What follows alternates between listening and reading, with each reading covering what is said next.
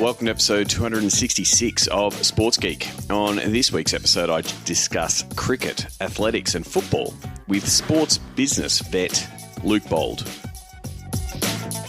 Welcome to Sports Geek, the podcast built for sports digital and sports business professionals. And now, here's your host who can help you with that digital rate card, Sean Callanan. Thanks, DJ Joel. Yes, my name is Sean Callanan, and you can find me in all good places on the internet. Ideally, it's at sportsgeekhq.com. If you want to send me a message, you can do so via email if you want to use that old school method, sean@sportsgeekhq.com. And you can find me on the internet on most platforms as at Sean Callanan or at SportsGeek. Remember, at SportsGeekHQ, you can find this podcast as well as our Q&A podcast that comes out on Fridays where I answer your questions.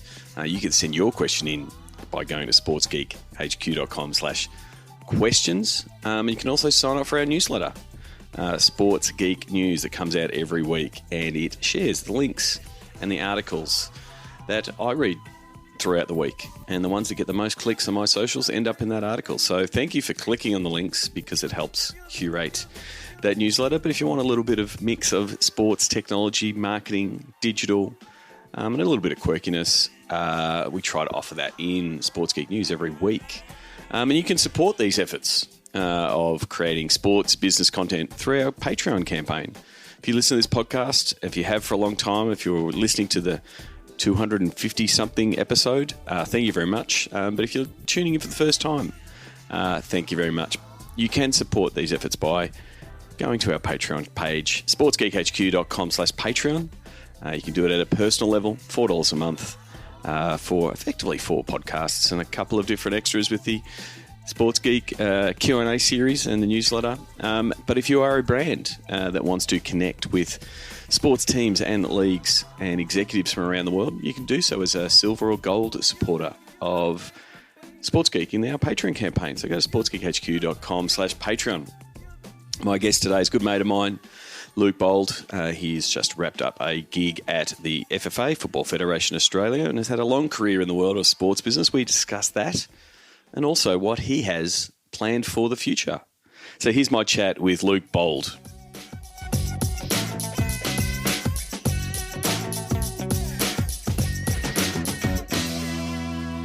Very happy to be here in a sunny Melbourne morning. After heading to the tennis last night, I was lucky enough to go to the tennis last night. I'm here with my guest, Luke Bould. Welcome to the podcast. Thanks, Sean. Great to be here. Good morning. Amazing night of tennis last night. Such a great event, isn't it? Yeah, so for context, recording this the night after the Millman Federer 5-setter. So when this does get published, you can go back and see what a game that was. I guess this podcast I do say it a lot, dancing around trying to figure out where time to get this done. We've known each other for a while now. We have.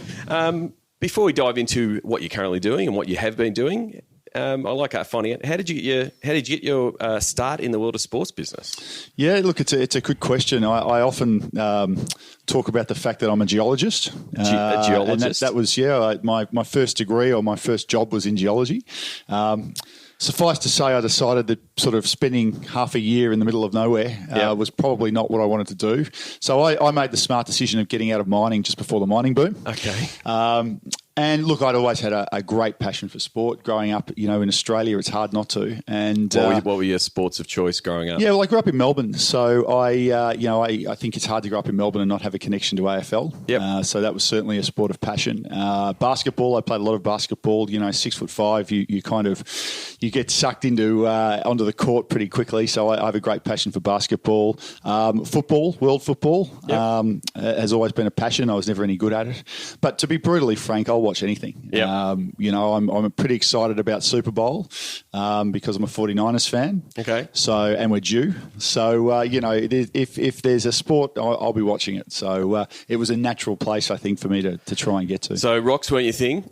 And so you decided you want to get into, I guess, that side. Did you initially jump into sport, or was there another industry you played around in? Yeah, there was. I actually sort of got into marketing, and I started working at a company called Polygram, which no longer exists in its form.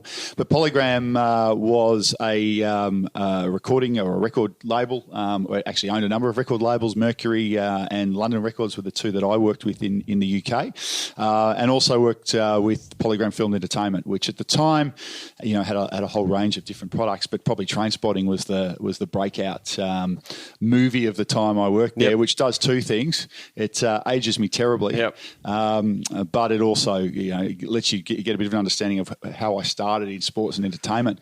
But it is, I mean, that's the thing. It's music of another time. Yeah, right. That's right. Vinyl and cassettes and exactly right. tours, and like that was the bread and butter. Yep. And so that was the world you started in. Yeah, and in a very different time. I mean, I was in the UK in the late 90s. It was a fantastic time culturally in the UK. A lot of change with the Blair government, and Cool Britannia was rolling out. But it was also the end of the old days of CDs and the traditional way of promoting and marketing music and that movies. digital disruption when we're LimeWire and all of those, the downloading and people stealing, the piracy that music faced really early on. That's exactly right. So, music in many respects was the first of the entertainment businesses to really go through that transition and that disruption, which is, everyone's favourite word. Yep. And sport, interestingly, is now going through it. Yeah. Sport has probably been a little bit lucky in that it's been late to the party, but we might talk a bit later about how prepared sport is for the disruption that, it's not coming, it's now upon us. Yeah. And so what was your first sports gig coming out of the music world? Yeah, so I came back to Australia in 99 late 98,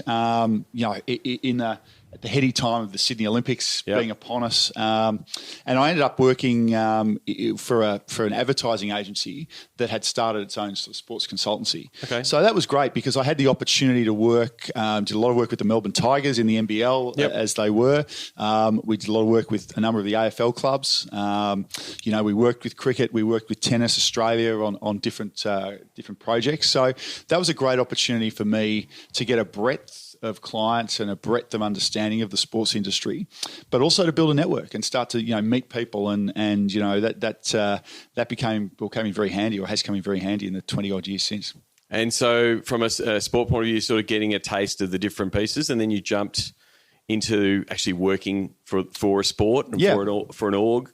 What was that like compared to the agency land where you get a bit of a taste of everything? Yeah, my first full-time national sporting organisation role was with Athletics Australia. Again, that was in 05, 06 or around that period. So, you've still got that afterglow of the Olympics, but coming into a Melbourne Commonwealth Games.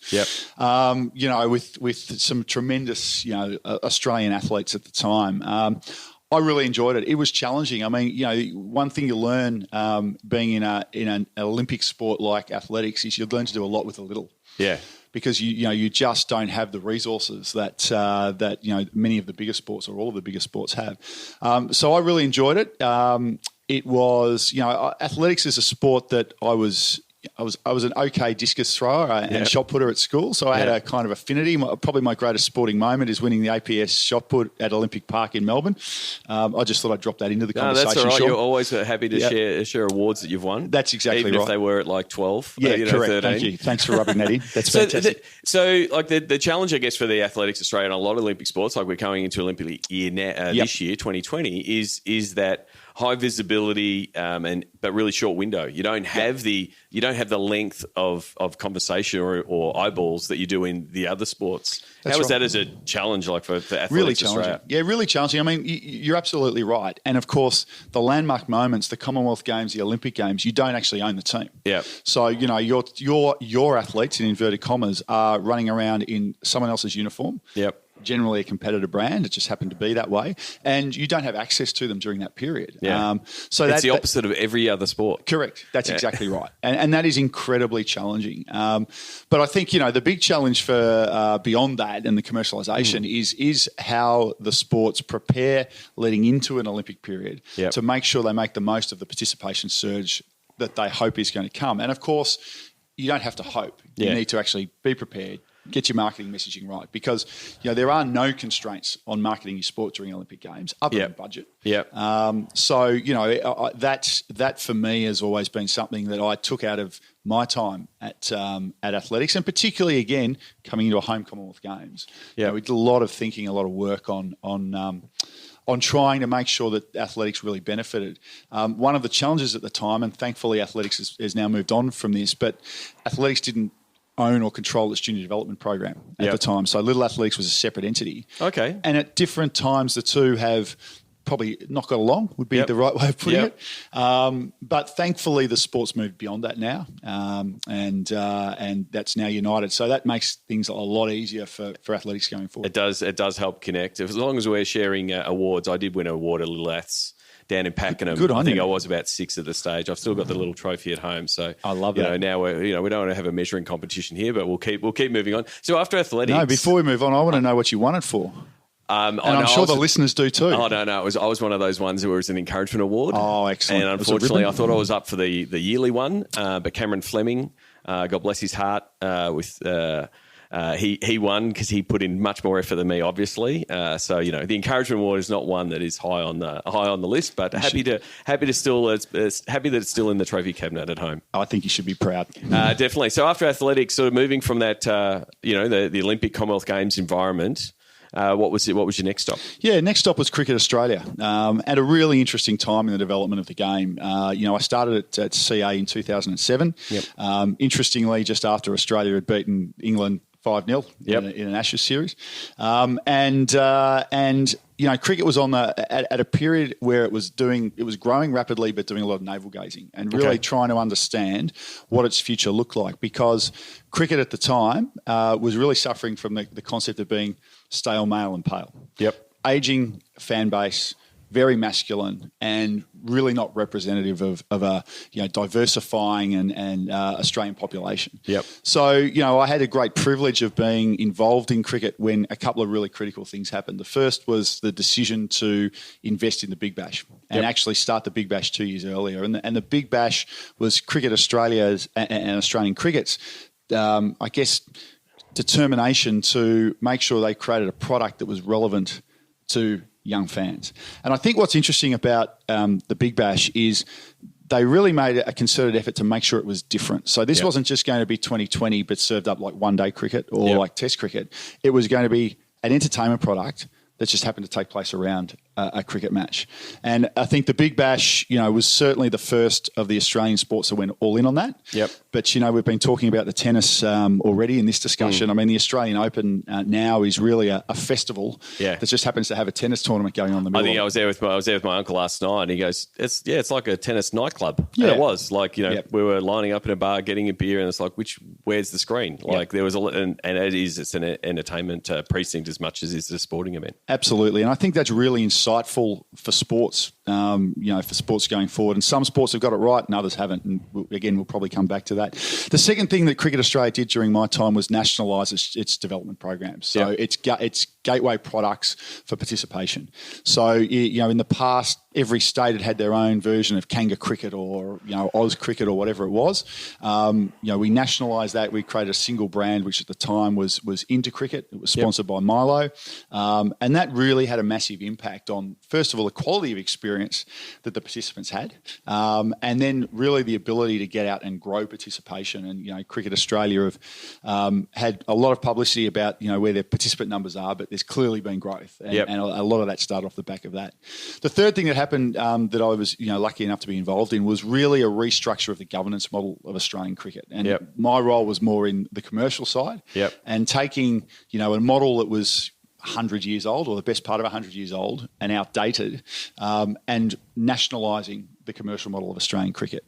And that, my last year at CA in 2013, 2014, I think I spent more time on planes than anyone else, than, than a Qantas pilot, because, there was myself and a couple of my colleagues literally going around on a weekly basis and negotiating to buy commercial rights back and underwrite different commercial rights from different states. And that, again, has put, wasn't the only person involved, but has Yep. put cricket in a really strong position, and Australian cricket's gone from strength to strength. Because it was in that space where it was fractured and all the states were owning their own things. They were doing their own deals, and it's Correct. made it hard for brands coming into the market and saying, we want to be talking to the Australian public in summer. Cricket has been the custodian of summer for many, many years. How do we do that? And they were effectively having to have 5 different conversations. That's exactly right. And look, I remember when I started CUB at the time, VB, the beer brand. Yeah, major brewery here in Australia. Correct. That's exactly right. It was and I think it still is the biggest consumed beer in Australia.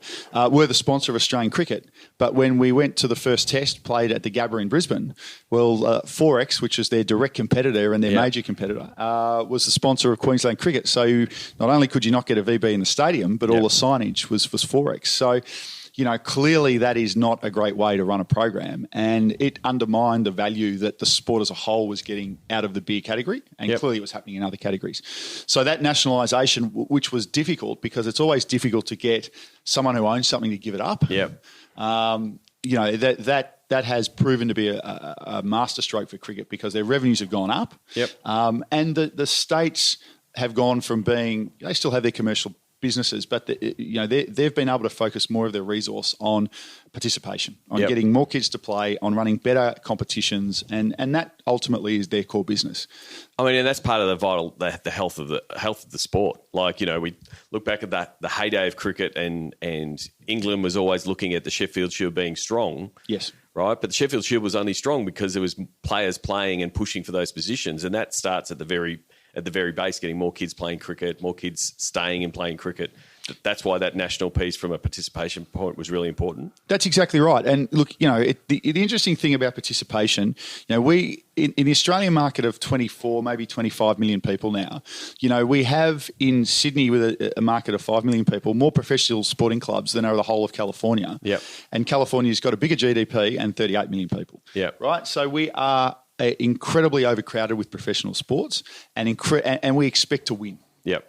With 25 million people. So yes, participation programs are fundamentally about getting kids to play and finding talent. But what they're really about is getting kids healthy and living healthy lifestyles.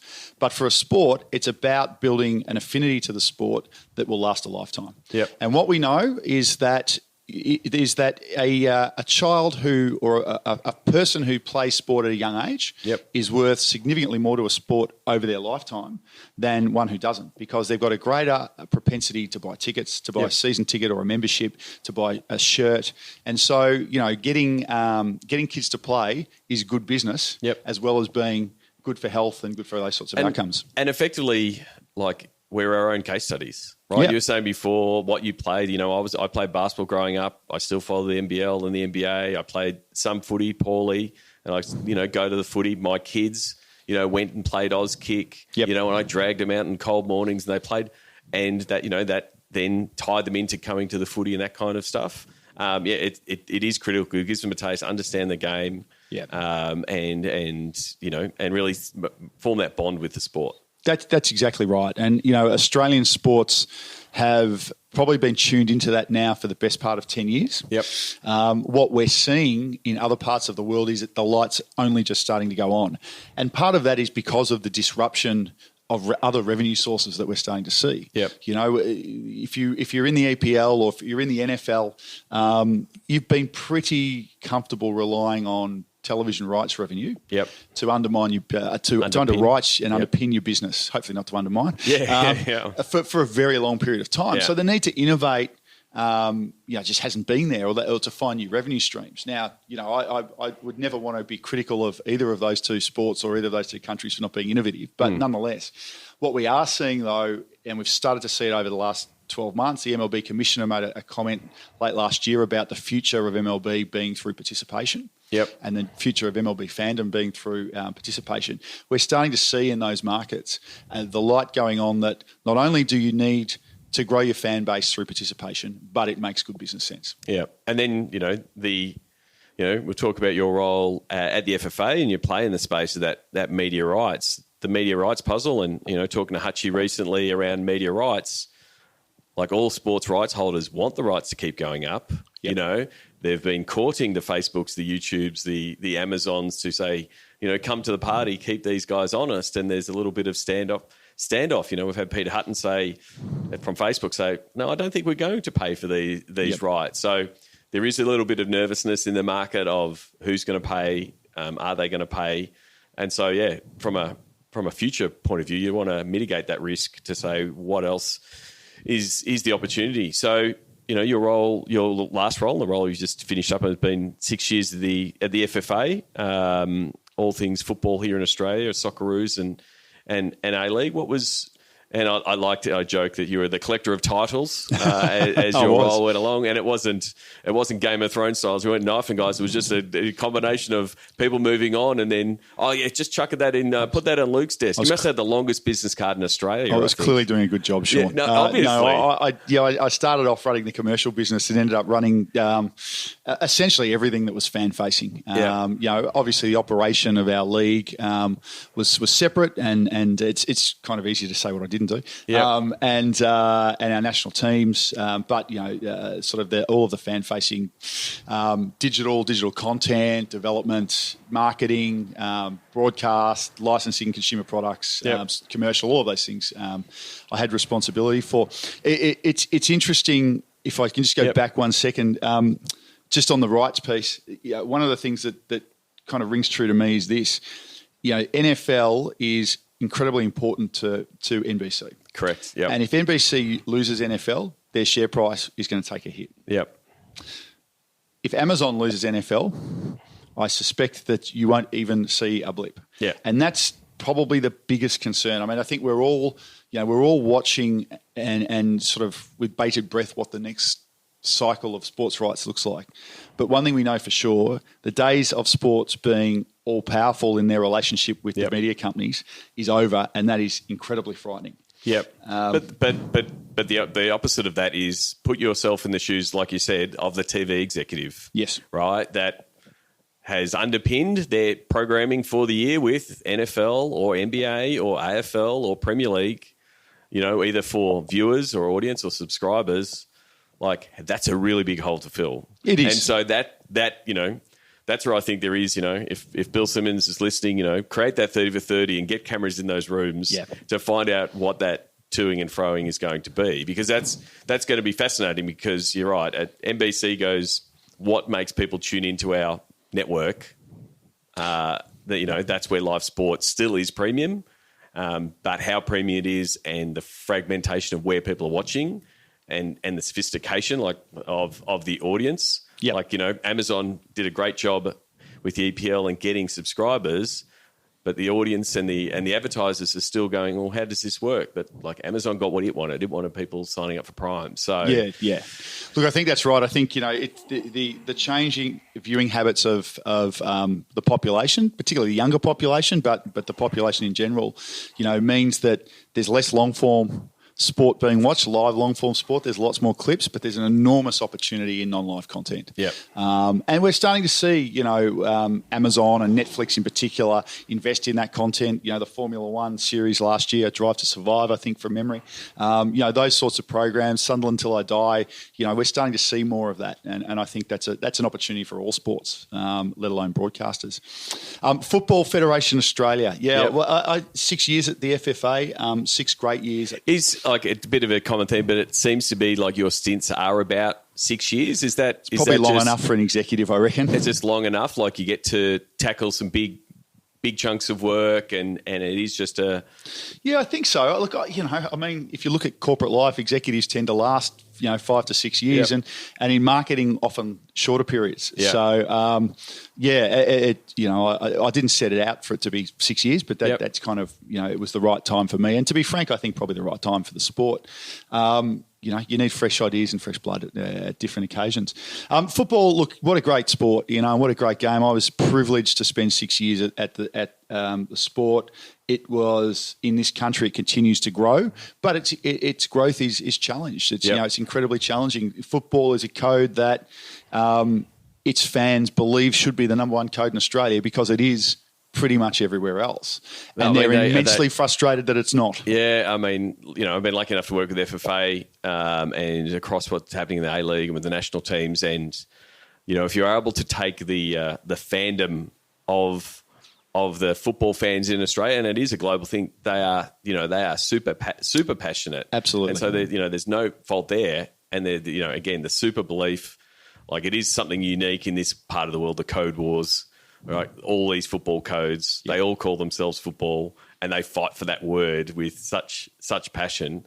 But so then the challenge, at football, was it similar to when you came into cricket? Was there some of that fragmentation and some of those programs that was a similar landscape, or how was it different? Look, it is similar. The challenges are similar. There are, from a participation point of view, there's clearly a drive for more. It's clearly the number one most participated sport in the country, but there's a drive not just to have more fans, but to actually as participants, but to actually give them a better experience. Yep. And probably one of the things I did enjoy in football was the focus was less about acquisition, it was still important, but it was more about experience enhancement. Yep.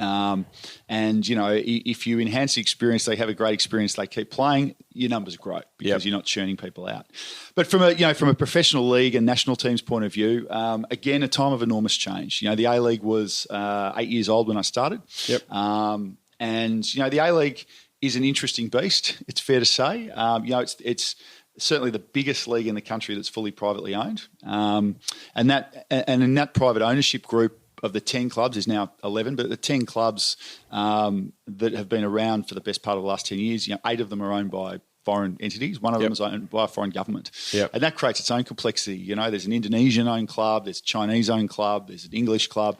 So, there's some interesting cultural challenges around. And it's completely unique in Australia because, for the people who are listening not in Australia, most clubs are member-owned. Correct. They're and, they don't have private ownership where, if you're talking to the US or the European market, they're most in this private space. So it does make the A-League a very much a unique entity in the Australian sporting landscape. Yeah, that's exactly right. And I think the other interesting challenge, we spoke a little bit earlier about the Big Bash and the Big Bash and the Australian Open being very focused on being entertainment experiences that just happen to have sport going on. Now, there's an acceptance amongst some people within the A-League and football that football's in the business of entertainment. Yep. But there's still a hell of a lot of people who are of the view that football's in the business of football. Yeah. And of course, the challenge there is if you're in the business of football, then anything that gets in the way of football or that is around it is superfluous. Yeah. And when you talk about rusted on football fans, they talk a lot about authenticity. Yeah. And so you can't be authentic if you're not doing exactly what's happening in England or in the Serie A or the Bundesliga.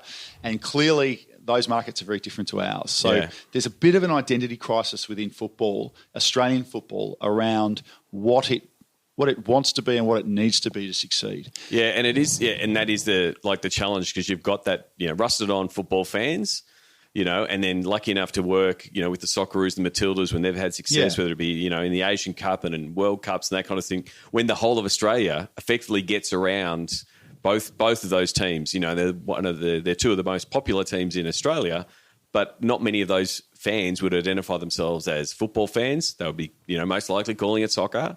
Sure. And they wouldn't actually, know the game that intimately, would be tuning in on this, there's a highlight clip. Yeah. They're probably still asking for Tim Cahill to be subbed into the match, like that kind of thing. And it's really hard to get the messaging right to embrace them, and they do want that entertainment product and, the colour that they're getting at Big Bash and what the NBL's doing really well in this space.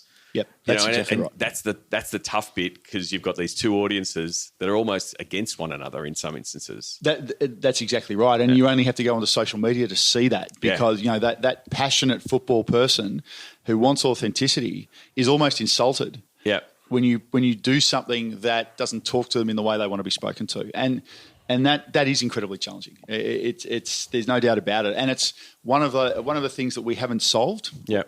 We got better at.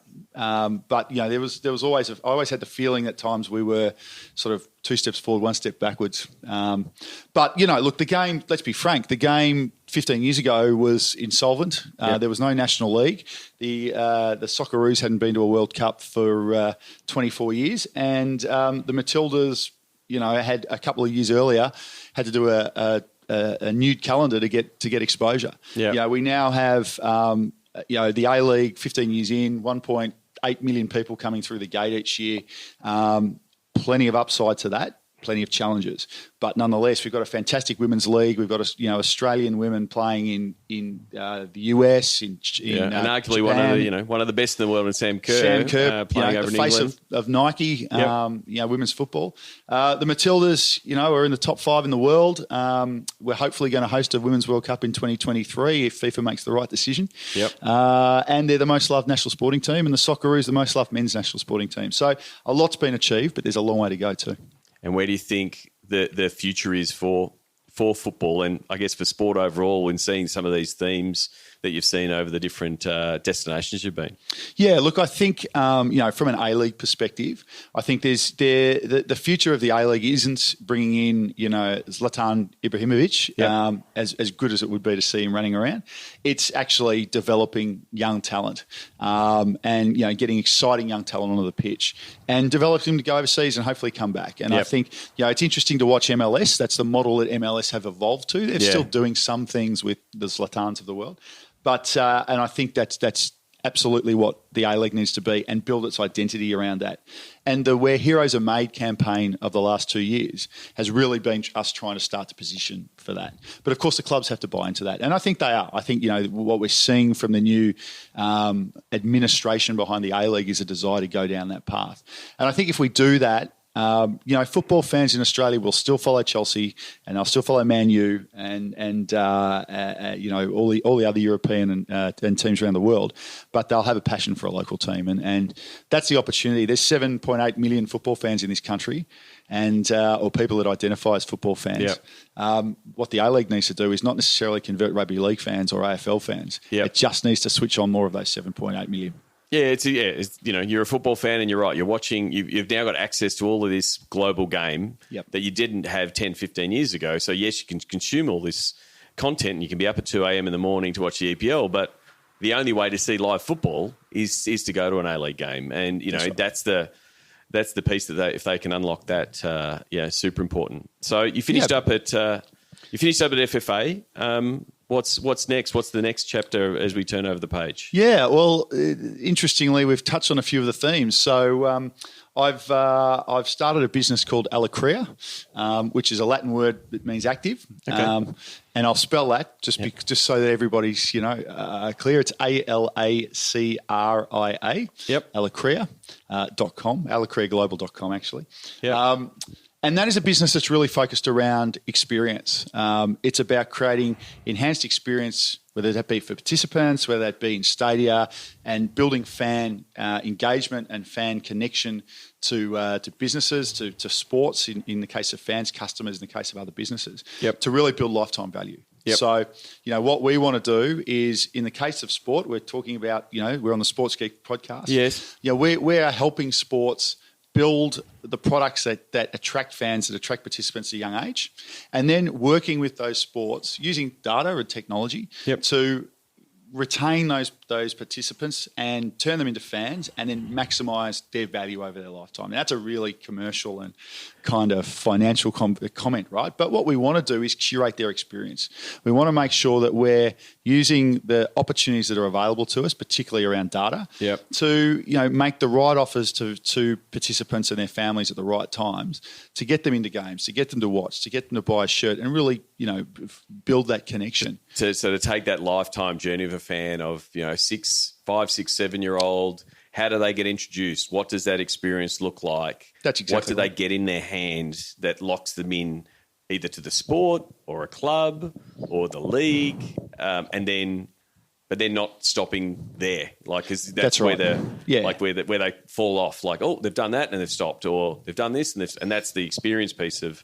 Correct. Like, the technology now exists to be able to connect those dots a little bit. That's exactly right. So we spoke earlier about the fact that participation programs are great because they have health outcomes, and that's really important and clearly a big focus. And the US government have recently, or late last year, released a strategy around getting more kids active because, amazingly, junior participation in sport in the US is declining. Yep. which is, an amazing situation. So that we want to do that. But what we know is that fans, that sports drive 75% of their revenue from fans who have participated in their sport at some point. Yep. So clearly there's an opportunity for sport to grow their revenue base by getting that participation piece correct and then locking those participants in and building their lifetime connection to the sport and the franchise. So how do you go about selling that to either a high level CEO, especially because you're looking at the NSO or a league that's saying this is such a long play, right? When the last 5 to 10 years they're like, let's chase down all these digital fans and let's, cheeks in the seats, let's get them to a game. Yep. But if they've never played, and you still want to do that, you want to bring in new markets and introduce them to your game, but how tough it is, like the marketing spend and the effort you have to do to come and check out our game when if you can get this kid at 5 or 6, yep. At 15, 16, 17, they've already got the scarf, they've already ingrained in a team, it's part of their psyche that, I've just got to go. Yeah. Look, it's interesting you ask how do you sell it, and clearly there is a sell, but what we're seeing is that the sophistication around sport and sports management has grown enormously in the last 10 years, and the 10 beyond before that as well, I guess. We're seeing that sports, the light is going on, that the low-hanging fruit, the easy wins, in terms of new revenue and growing revenue, they've already been done. Yep. We're also seeing a dynamic where young people growing up are not just looking at sport from an entertainment engagement point of view, but they're on social media and they're on Netflix and they're on Disney Plus, and they've just got so many offers, and so many different things to do. So sports have worked out, sometimes through pain, that the old ways of doing things, which is basically hang your flag up and wait for the kids to come, it just doesn't. It's just not going to happen. And so they know that they need to be more sophisticated. They also know that data is an opportunity, but very few sports and very few clubs that we speak to really know how to use that and make that really work for them. So, we talk to them about the opportunity. We talk to them about how we can generate revenue for them out of this, but we also make it quite plain that, yes, there's a long lead time on this, but if you don't start now, you're going to be left behind. Yeah, it is. Sorry, we can fix it here because we can't get a time machine in 5 years, 10 years' time when you say, where did that generation go? Correct. And I think there is an opportunity, I have spoken before on the podcast, especially Melbourne being such a unique sports city, and Sydney, a close second. Sorry to my Sydney friends, but Melbourne is going to be better. But it is such a sports intensive market, and for the population and the amount of kids that are playing, the amount of people that are playing, all the support networks for club basketball and club cricket and football clubs, we have got a really active nation, and it's actually something that Australians can, export to the world to say, well, this is how we do sport. This is how we make those connections. I think it's a really good story that I think has already started from a club membership point of view. We're seeing, US teams and that sort of pick up those monikers and calling them members rather than season ticket holders and that kind of thing. I think, that's where I think there is an opportunity for Australia to sort of lead the way in this is what participation looks like. Haven't solved it. Haven't said here's the exact, solution. That's right. But we're a long way down that path.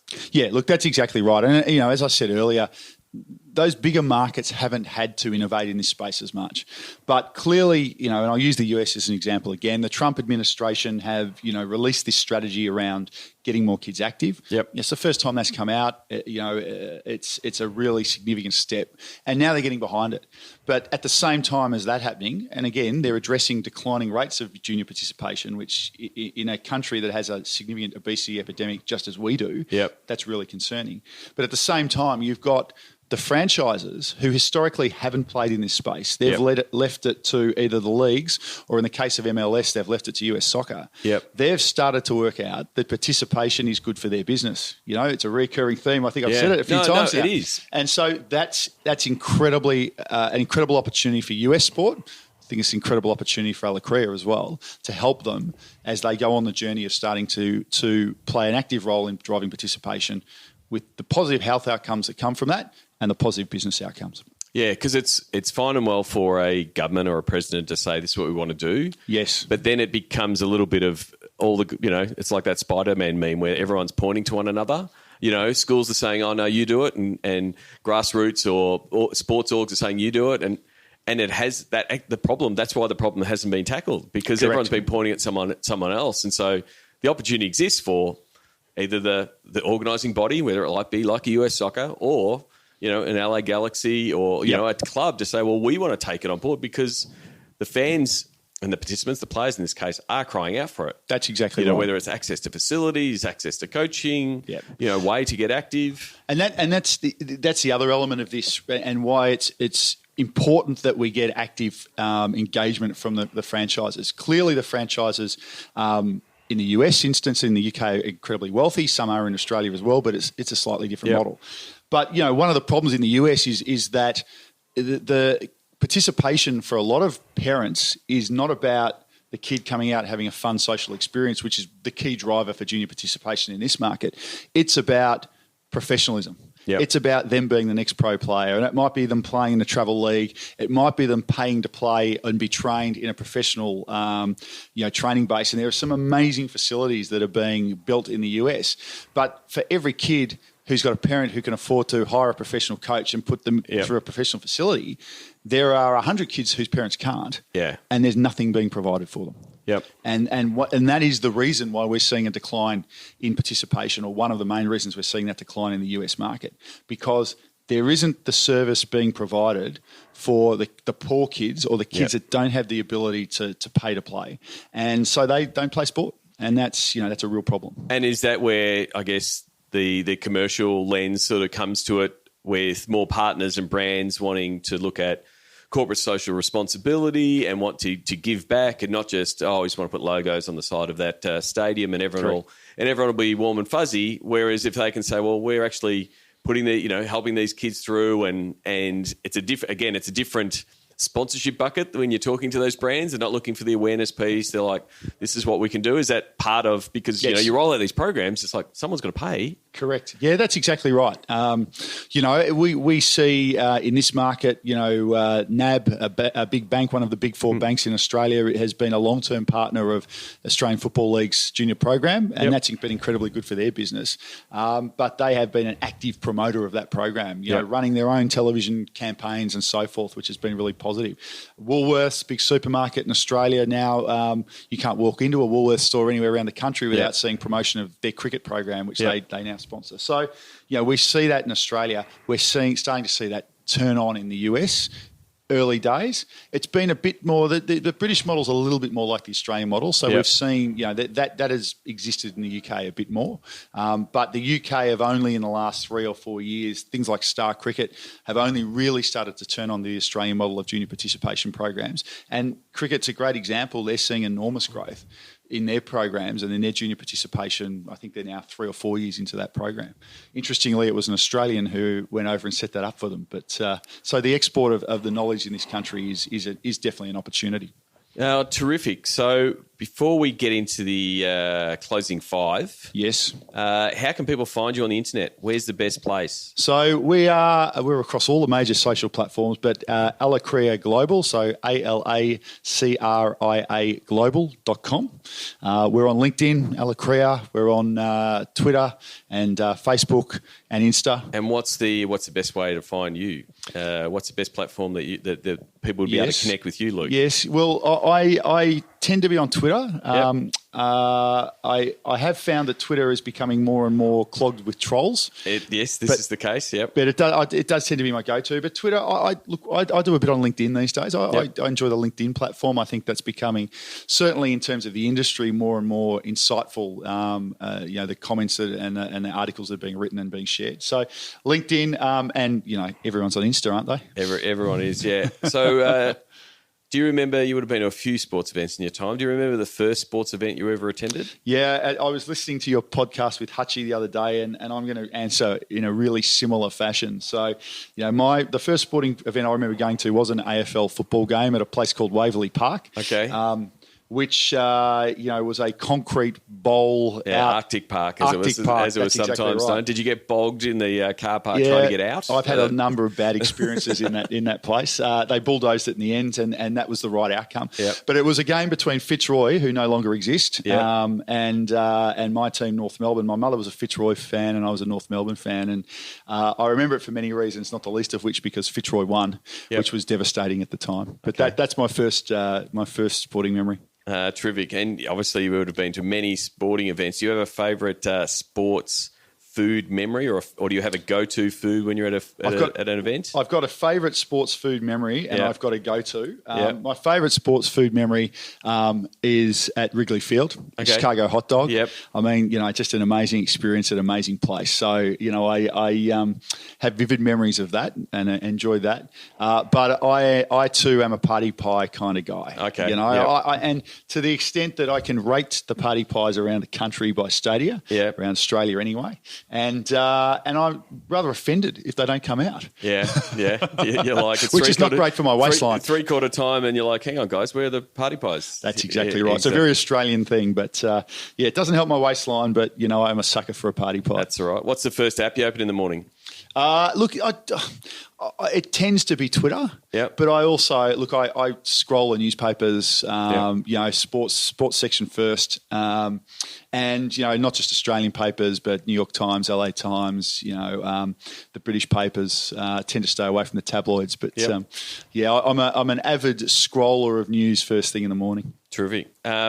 Is there someone that you follow or listen to or read that you suggest that the Sports Geek podcast listeners should? Other than you, Sean. It's a setup. That's the only reason I asked this question. No. Who else other than me? I always enjoy Darren Revell's stuff on LinkedIn. But there's a lot. Look, certainly I always find the things that he shares interesting, but there's a lot. But he's probably the guy that stands out for this conversation. Terrific. And what social media platform is your MVP? You might have spoiled this one already, but what's your go-to if you were to have to pick them out of a lineup and only keep one? Which one is it? Well, for quality content, at the moment it's LinkedIn. Yeah. For just general entertainment, Yeah. it's actually Twitter. And I must admit, at times I have been guilty of throwing some burley in the water and letting and I shouldn't do that, but letting the trolls bite. But they're probably the two.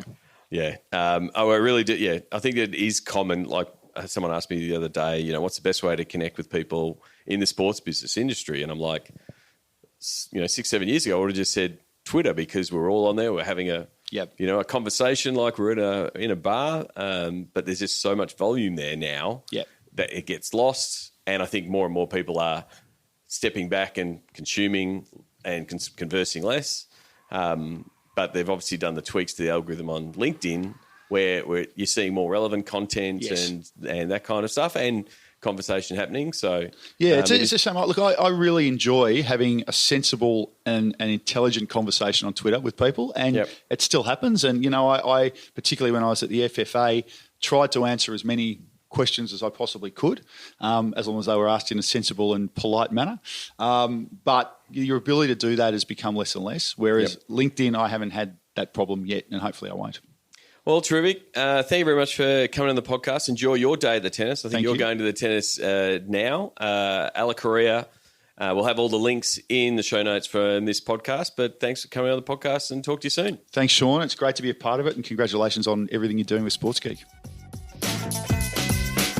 New workshops on audience, content, distribution, valuation, and pitch following Sports Geek's Digital to Dollars process. Go to digitaltodollars.com. Thanks again to Luke Bould. You can connect with him, as he said, on LinkedIn. I'll send him a tweet, LD Bould, BOULD on Twitter. You can find the links to everything about Luke and how to connect with him at sportsgeekhq.com/266. And you can also check out Ala Correa at alacorreaglobal.com. ALACRI is how you spell Ala Correa. And you also, if you want to go back in the archives and listen to one of Luke's partners in the Ella Career business, Dino, Dippy and Medico, you can do that by going back to episode 255. Dino discusses similar themes around grassroots sports and how you can facilitate it, and the importance of implementing good programs around that, and with the work that he's done with DMC Sport. So if you've missed that episode 255, I think recorded late last year, you can go back into the archives and look for episode 255. sportsgeekhq.com/255. If you've missed it, you can probably just refresh your feed in the podcast app of your choice to see that episode. Before I wrap up this episode, something that we are doing a little bit of at the minute is athlete digital training. As the winter seasons in this part of the world approach, there is that need to give your players a refresher on what is the latest and on all things social and digital, and how should they be performing, how do they handle some of the issues that come with being a professional athlete in a social and digital world, but then also how can they best maximise their brand from a growth, fan engagement point of view, and best engage with you and your team and their sponsors. So if you're interested in that, we're running an offer at the moment for the first 10 training clients for 2020 to be able to have 2 of these athlete workshops for one. So if you want to do it with your men's team and your women's team, or your senior squad and your junior squad, or even if you want to do it with your playing group and your coaching group, there's plenty of ways for it to be mixed around. But it's a really good way, and one of the outcomes we normally find of it is a lot more player ownership of behaviour and expectations on what they're doing on digital. So we've actually had, leading players stand up, and the captain sort of starting to set some of the rules, especially for some of the young guys, on when they should be posting, when they shouldn't be posting, what's acceptable from the playing group. So if you're interested in those kind of things, please reach out. You can find out more at sportsgeekhq.com. Follow the prompts to athlete training. But as I said, if you reach out now, there's a special offer for a 2-for-1. With that training can be held in person. Done it in locker rooms and playing sheds and the like, but also done it online if you've got a squad that's spread out around the world. And national squads are common like that. Can do it online as well. And then another piece that we're doing, I spoke about it last week. Just to give some feedback, the Football West Digital Education Program we're doing with their clubs. Helping the grassroots clubs better understand what they can do in the digital space, and applying some of the techniques and tactics that we've done with pro sports on what they can do in the grassroots level. So we had the first session that I recorded last week and did it with a bunch of clubs online around understanding digital audiences, which was very much around the digital dollars know your audience pillar. So dove into some of the data that Facebook has on their fans and how they can recruit more fans, or how they can recruit more players, how they can start presenting that audience to their partners. So we've got that as a weekly session at the moment with Football West clubs. Expect to have more clubs sort of sign up on a weekly basis as the word of mouth grows. This week we're going to be looking at how a grassroots club with limited resources can develop a content plan and where they should be putting their efforts. It's great to be replicating what the pros are doing, but you can't exactly do that if you are just a grassroots club with light on resources. So we'll be showing them how to stretch those resources as far as they possibly can in a volunteer sense to get the biggest impact of what they're trying to do. So if you're interested in a program like that for your, it might be for your league or for your association, it's all online. So there's no travel costs. I don't have to say, here's my request for flights and hotels and things like that. It's all recorded. It's all online. It allows everyone to dial in from multiple places. So please reach out, Sean at sportsgeekhq.com. I'm really looking forward to running this program, both finishing it off with the guys at Football West in WA, but also running it in different parts of both Australia and the world, because I really do think it will help lift the game of grassroots sports. And then the last thing is, I guess, a little bit of an esports update. We've kicked off year 2. Gravitas is now entering its second year in the OPL. Gravitas, for those who have not tuned in before, Gravitas is our League of Legends team. They play in the Oceanic Pro League here in Australia, one of 8 teams, and our season kicked off last Friday, end of January. So we play Friday nights and Saturday nights. So I guess a bit of a recap from last year. Last year I learned a lot about esports. Effectively been telling people I've like to think, and I've got my esports MBA, sort of understanding the ins and outs on where esports is very unique and very different to the world of sports, but then also seeing some of that overlap and some of the same issues that we have either seen, solved, and faced and solved in the world of sports, or are facing the same problems. So that was, I guess, some of my findings, I guess, of the first year. From a percentage split, it's one of the common questions I get is, how do I split my time between running an esports team and an esports business, and running Sports Geek as a consulting business, and keeping the content flowing out like the podcast and the newsletter. I'll put my hand up. I put a lot of time into Gravitas in 2019. Effectively starting a team from scratch is, to be honest, it's bloody hard work. I was lucky enough to have a team of people. My CEO, Fawn Crabtree, Brandon Defina, who was our GM last year, who helped do a lot of that heavy lifting. But there was a lot of time spent on the esports business last year. The good thing is now there is a foundation. We're not doing everything for the first time, so I'm able to better appropriately assign my time. So I'll be able to have more time to work on Sports Geek business, work with Sports Geek clients, work on consulting initiatives for them and projects and things like the education programs and sponsorship efforts that we're working on the Sports Geek side. So I think it'll be a bit more equitable. Because we've got the operations now up and running. What are we going to do differently in year 2?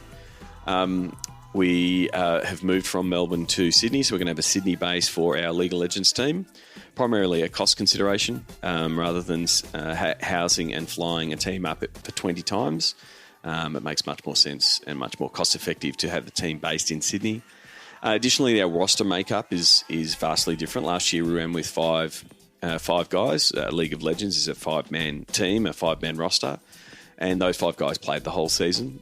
Because we went with a different roster strategy, and we went with players that potentially are studying or working part-time, we needed a wider roster. We wanted to see some grassroots development, so we actually signed 3 players from our community partnership with Sumner Society. So we see there's a real opportunity in developing the next generation of esports athletes in the League of Legends space. So we've got a roster of 7, which gives us a bit more flexibility for practice schedules and availability, with the knowledge that we expect some of the guys to be at work from 9 to 5 or studying and those kind of things. So we just need that flexibility, and I'm really looking forward to seeing how they go and develop, and giving them all some stage time in the OPL. And one of the main focuses, I guess, from the business side of esports that will be mine is around 2 things: audience growth. How do we get more people watching the broadcast and watching our games, both online and in real life? And then the second piece is commercial revenue. How do I help brands engage esports overall, but especially OPL, and considering that's where we are.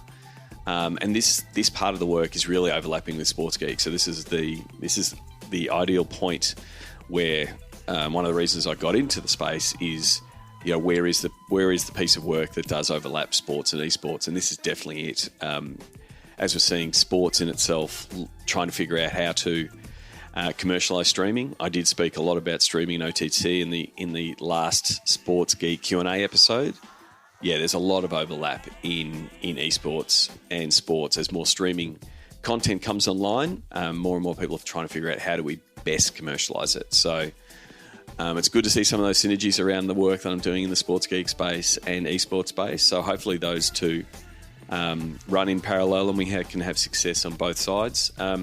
From a Gravitas point of view and from a team point of view, we'll be definitely pushing the edges, pushing the boundaries around some membership and merchandise initiatives. If you listen to my chat with Adam Hyman from Sportility, they're our merchandise and partner, and are able to help us fulfill membership we'll definitely be pushing the limits and pushing the edge cases for Adam on how we can do it. So if you are, and then the next thing is, looking into other titles. So we're now seriously looking into other titles where Gravitas could be represented, and seeing how those business models work, because that's the unique part of esports. I think every title has a different business model, whereas in the world of sports, most sports run the same business model, right? They get their TV rights, they get their sponsorship, they sell their tickets. It doesn't matter what sport it is, it's relatively the same.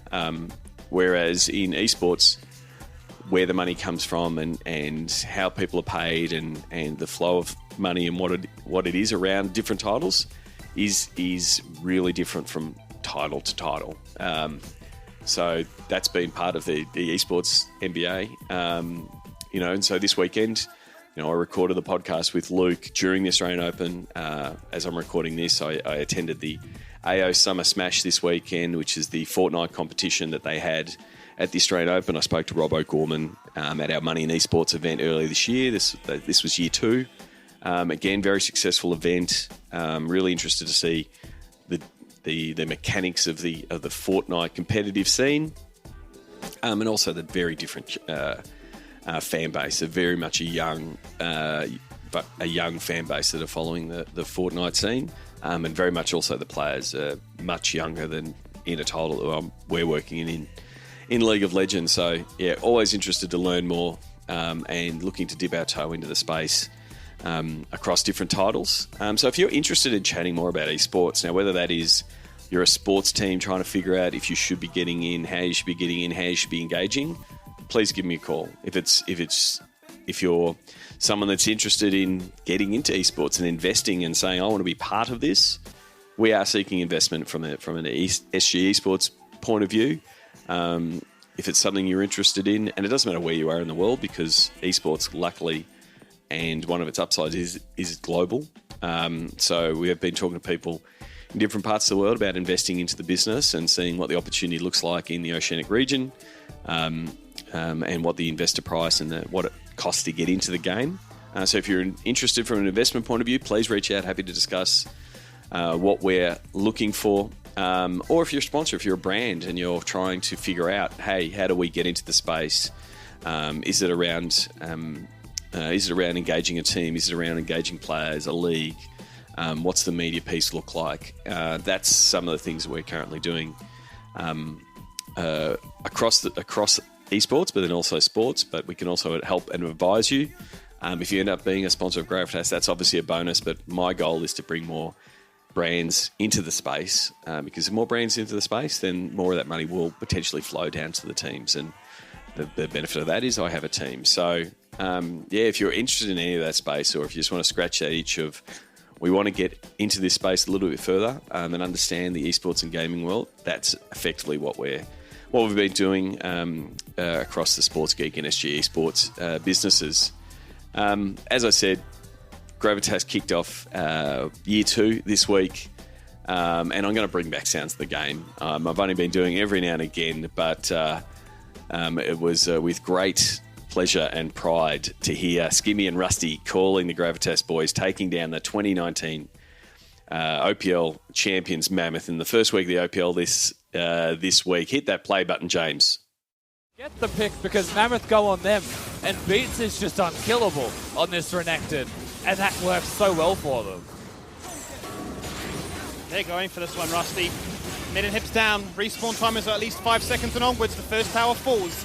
Now we work on towards the second. They're getting clomped on down. They find Kweku. There's the core. It's dangerously low. They're going for it. They're looking for it. The core is falling on down 10% and going. That's GG. Gravitas take the win in 26 minutes. Closer than they would have liked their Gravitas with ending the game, but they do get it. They get the victory, and it comes through getting the picks in the jungle. Again, you can know the calm, measured expertise of a player like Pralix is able to tell them to slow down, set up in a place, and that's all it took, really. The one remaining OPL player from either of these squads in 2020, and he is the one that gets the victory in the Battle of the Rookies. You have to wonder if he was that guiding hand to say, look, let's keep calm and composed, because those lanes... very proud of the Gravitas squad, and it is a squad. As I said before, a wider squad, 7 players, 2 coaches, 4 players and 1 coach getting their first stage win on Saturday night. So I look forward to seeing them grow this year. If you want to follow the story and what we're doing, follow Gravitas across socials. Gravitas GG is the website. Gravitas is our Twitter handle. Gravitas OCE is our Instagram handle. They're pretty much the focuses of what we're trying to do from a social space. You can obviously follow Gravitas on Facebook. We'll be sharing content across all of those channels. And if you want to stay in touch with all things esports, you can sign up at sgesports.com. We have a fortnightly email that will keep you up to date on all things esports. Before I wrap this episode up, don't forget, send in your questions. So if you've got a question on anything from this episode, whether it's a question that you think Luke from Ella Korea hit on around grassroots, or around how you implement grassroots campaigns, potentially something around the media piece that we discussed, or a question around training or athletes, or esports, send them in. sportsgeekhq.com. I would love to answer your questions, and they will be on the Sports Geek Q&A episodes.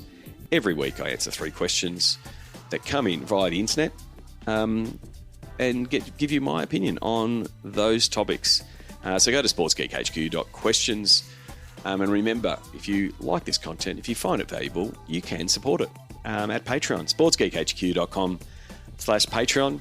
Until next episode, my name is Sean Callanan, and you've been listening to Sports Geek. Join Sports Geek Nation access to exclusive Slack and Facebook groups with regular Q&A sessions with Sean Callanan. Go to sportsgeeknation.com to join. Need help with your digital rate card? Not sure how to price your assets? Is there a disconnect between digital and commercial? That is where Sean works best, in digital divorce counselor mode. Book a time for a call with Sean to discuss the Sports Geek process. Go to sportsgeekhq.com/phone call. Go to sportsgeekhq.com for more sports digital marketing resources.